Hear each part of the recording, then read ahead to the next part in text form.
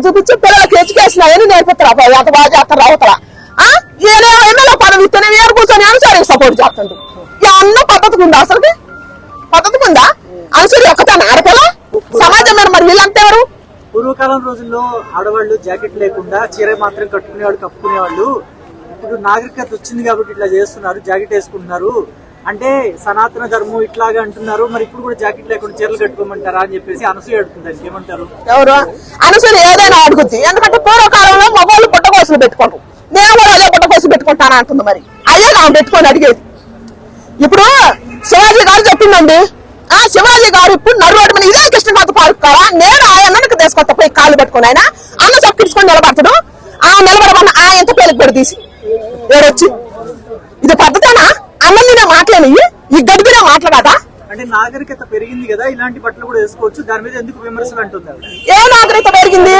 ఇంత బట్టలు వేసుకోవటంలో నాగరికత పెరిగిందా అదేనా నాగరికత అదేనా ఎదుగుని కొడుకుల ముందు కొడుక నీ ఇచ్చి నీ బట్టలు బాగాలేదని చెప్పింది కదా ఇది ఎక్కడ నాగరికత అసలు అసలు ఆ మాటలు పట్టించుకోవాల్సిన అవసరం లేదండి ఆ మాట్లాడుతుంది సిగ్గుచేటు ఆడాలక సిగ్గుచేటు అనే వ్యక్తి బాగా వైరల్ తెలుసు అనుకుంటా మీకు అతను మన దేవతలను కూడా కించపరిచినట్టు మాట్లాడాడు వాళ్ళని ఆ టైంలోనే వాళ్ళని రేప్ చేశారు అనే కామెంట్ కూడా చేశారు మీరు ఏం చెప్తారు సీతమ్మని ద్రౌపదిని అట్టాడి సన్నాసి హిందూ సమాజానికి నేను చెబుతున్నా మన తల్లి సీతామాతని మహోన్నతమైన ఆ తల్లి గురించి అసలు మాట్లాడాలన్నా కూడా చేతి దండం పెట్టాలి కానీ అసభ్యంగా మాట్లాడకూడదు స్త్రీ పుట్టుక పుట్టిన వాళ్ళు ఎవరైనా మనిషి పుట్టుక పుట్టిన వాళ్ళు ఎవరైనా సరే ఎట్టాడి సన్నాసులు ఉంటారని చెప్పి ఆ రోజుల్లో శ్రీరామచంద్రుడు ఆడ అగ్ని ప్రవేశం చేపించిండు ఆ అర్థం కూడా చెప్పిండు ఈ ఎన్నాళ్ళకి ఎదవ పుట్టిండు ఈ ఎదవ వచ్చింది కాబట్టి ఈ ఎదవ ఏడు మన ఇండియాలో ఏడు వాడు ఎక్కడో ఉండి చెబుతుండు వాడు మన ఇండియా వచ్చినప్పుడు మన ఇండియన్సే వాడికి బుద్ధి చెప్పాలా మన హిందూ సంఘాలే బుద్ధి చెప్పాలి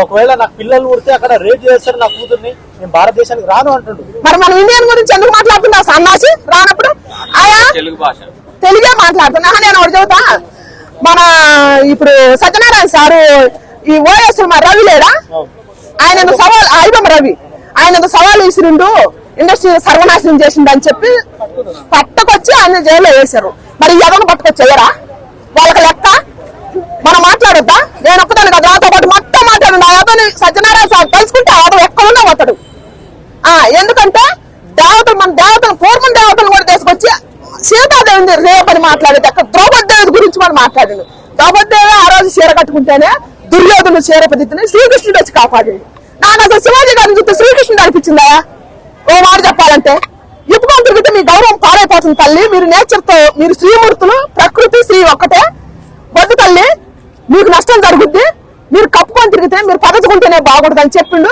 శివాజీ అన్న ఆయనలో శ్రీకృష్ణుడు కానొస్తుండు ద్రౌపది శ్రీకృష్ణుడు వచ్చి శ్రీరామిచ్చినాడు బుద్ధి లేదు అసలు సామాన్లని ఆయన ఒక్కడ కాదు అన్నది సిగ్గుండాలి అనేవాళ్ళు సిగ్గుండాలా 5 మంది ఆయన అన్నడా ఆయన పెట్టింది సామాన్లని ఆయన పెట్టిందా ఆ రోజు వీళ్ళంతా చచ్చిపోయారా ఎడిపోయారు ఏమైంది ఈ ధర్మం ఎడిపోయింది ఈ పోలీస్ కమిషన్ ఎడిపోయింది ఆ రోజు సామాన్లను ఎంజాయ్ చేసినప్పుడు ఇవాళ ఆయన పెట్టలేదు కదా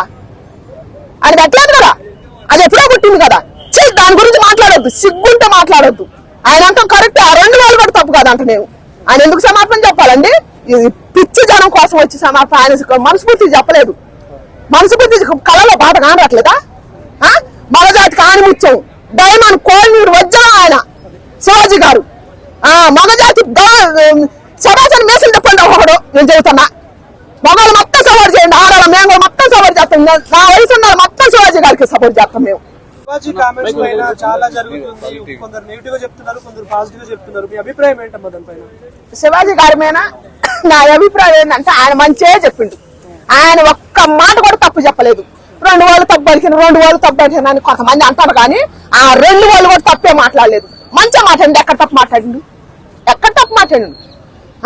కొంచెం కప్పుకొని పగచుకొని ఉండమ్మా అని చెప్పిండు అది తప్పెట్టయిద్ది సామాన్లు ఆయన పుట్టిలేదు కదా ఆయన పుట్టించిందా ఇప్పుడు సామాన్లు అని వచ్చింది ఎప్పటి నుంచో వచ్చింది కదా అందరు యూత్ మొత్తం ఎంజాయ్ చేశారు కదా మొత్తం మరి అప్పుడే మాట్లాడాలి కదా ఇప్పుడు ఆయన అన్న దాంట్లో మాట్లాడేది ఏంది ఆయన పద్ధతే చెప్పిండు కదా మళ్ళీ ఏంది దరిద్రపు మండలు అనే దాంట్లో తప్పు అని అంటారు కొంతమంది ఎదటి చెబుతారు ముఖం మీద కొంతమంది చెప్పలేరు లోపల అనుకుంటారు ఆయన బయట చెప్పిండు తప్పేముంది నిజమే అంటారు ఇప్పుడు ఇప్పుకొని తిరిగామని దరిద్రపు మండలు కాదు బరి తెగించిన ఆడే అని అంటారు. నీ ఎదటి నీ అన్నాన్ని చూసి అని అంటాడు కానీ అవత అసిగిపోయి చీని బతుకు పాడదాని అంటాడు. మరి అది నిజమే కదా, అదే కదా ఆయన చెప్పింది. అప్పుడు తప్పేటైతే శివాజీ గారు చెప్పింది. ఆయన చెప్పిన 10 మాటల్లో ఏదో 2 మాటలు తప్పన్నందుకు ఇంత అనసూయ లాంటి వారు రియాక్ట్ అయ్యి నా బాడీ నా ఇష్టం అంటున్నారు. ఏం చెప్తారు? నీ బాడీ నీ ఇష్టం అయితే నువ్వు ఏ రంగం వేసుకోపోయి అడవిలో ఉండి సమాజం నుండి సమాజాన్ని పాడు చేసేది ఎందుకు? ఇప్పటికే ఎంటలేదు, ఆడపిల్లలు ఎంటలే, మగపిల్లలు ఎంటలేదు. ప్రేమ దామ అని చెప్పి వచ్చి ఒక్కొక్కరు 2-3 మార్చి చివరి లాస్ట్ చంపుకుంటారు ఒకళ్ళొకళ్ళు. సమాజం పాడైపోతుంది. మళ్ళీ దీనికి ఏం పేరు పెడతారు? ఈ ఏంది శతాబ్దమా ఏందో 21వ శతాబ్దంలో కూడా ఏంది ఇదంతా అని చెబుతారు. కలియుగం అని చెబుతాను. కలియుగం ఏంది, శతాబ్దం ఏంది? అప్పుడు ఆ రోజుల్లో అదే పొద్దుకోవటం, ఈ రోజుల్లో అదే పొద్దుకోవటం, అదే తెల్లారటం, అదే నేచర్, అదే నిప్పు నీరు గాలి. అయ్యే మారలేదు కదా. మనుషులు కూడా అదే మనుషులు కదా. కాళ్ళు చేతులు 2 కాళ్ళు, 2 చేతులు 2 కళ్ళు అయ్యే కదా.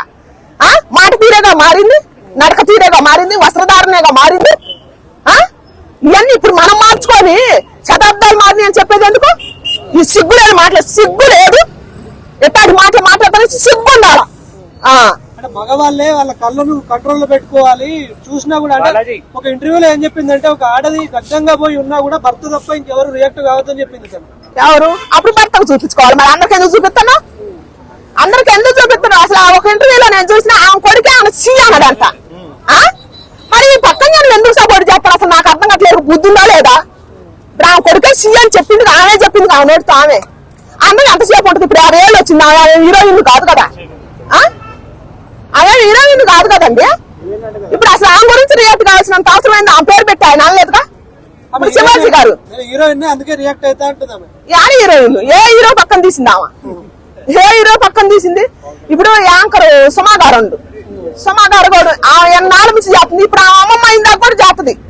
ఆమె పద్ధతి అట్టుంది, ఆమె పేరు అట్టుంది, ఆమె పేరు అట్టుంది. ఆమె నాన్న ప్రవేశించుకోమను కానొస్తుంది. ఆమె పక్కన మాట్లాడే వాళ్ళు కూడా ఒకసారి ఆలోచించమని తెలుస్తుంది. అప్పుడు సిగ్గు చేత అనమాట ఇది మాట్లాడుకోవటం కూడా. అసలు శివాజీ గారు ఆమె పేరు పెట్టలేదు కదా, ఆమె పేరు అసలు పెట్టలేదు కదా. మొన్న ఎవరో ఒక యాక్టర్ వచ్చిందంట, ఆమె గుంజ ఇంత పేరుకులు వేసుకుని మరి వాళ్ళకి ఏం చేస్తారు కుర్రవాళ్ళు?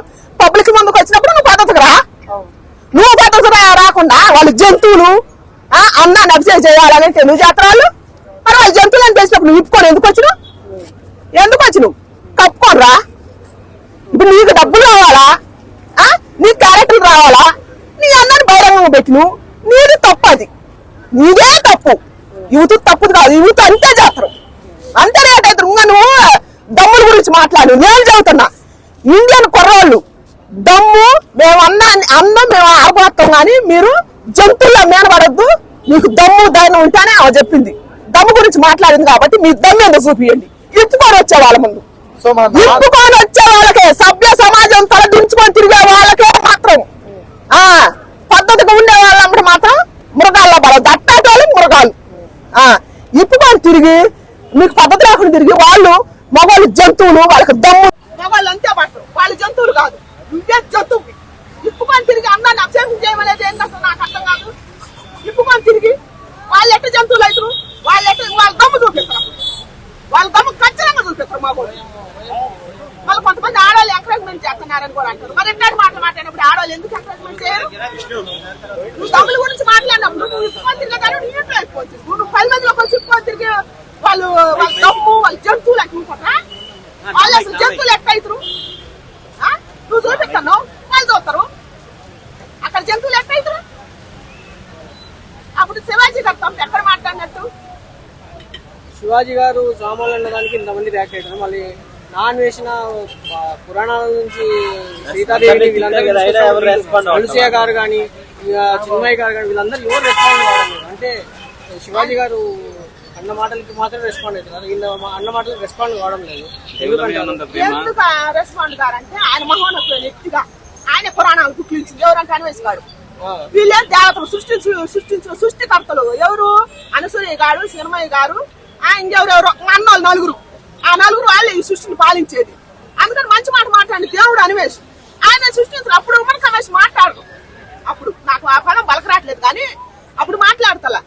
దేవతని సీతాదేవి గారి గురించి తీసుకొచ్చిన మరి ఆయన కూడా ఆరాల గురించి మాట్లాడింది. అప్పుడు హీరోల గురించి పుచ్చకాయని వాడు సన్నాసి అదవాసలు మాట్లాడకూడదు కానీ ఒక పుచ్చకాయ నాను ఒక అదేంటి కీరా దోసకాయ పెట్టి ఆడదాన్ని అంగాన్ని చూపించుకుంటా వాడు అట్టా చెడు గురించి వాడి గురించి మాట్లాడరు అసలుకి.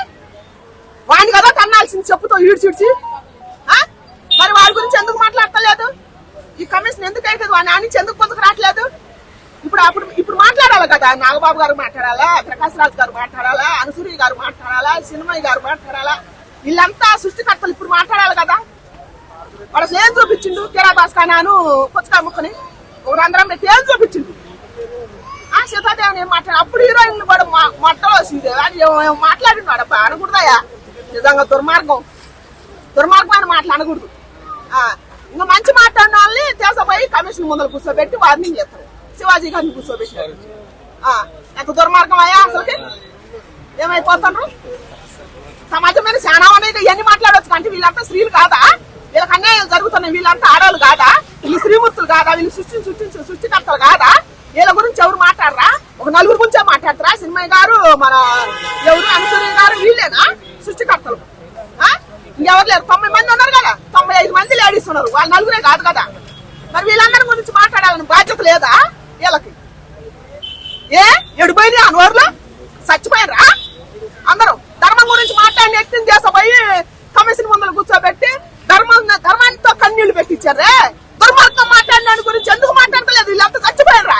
ఏమైపోయారు? ఏ పక్కన దూరాను? వీళ్ళ నోరు చచ్చిపోయింది. మాట్లాడాలి కదా. నోరు పడిపోయింది. ఎలాంటి పచ్చవాతాలు వచ్చి కప్పుకోమన్నా చేసిపోయి కమిషన్ ముందర కూర్చోబెట్టారు. ఇప్పుడు అన్నాళ్ళేమో ఏం మాట్లాడతలేదు. ఎందుకని? 5 ఏళ్ళ అన్నం తింటలేదా? గడ్డి తిని బతుకుతారా? అందుకే ఎట్టాటి వాళ్ళకి శాఖాపరి దేవి కూడా సహకరించట్లేదు. గడ్డి తిని బతుకుతారు. 4 రకాల వంటలు బాటలేదు వాళ్ళకి, అట్టాటి వాళ్ళకి.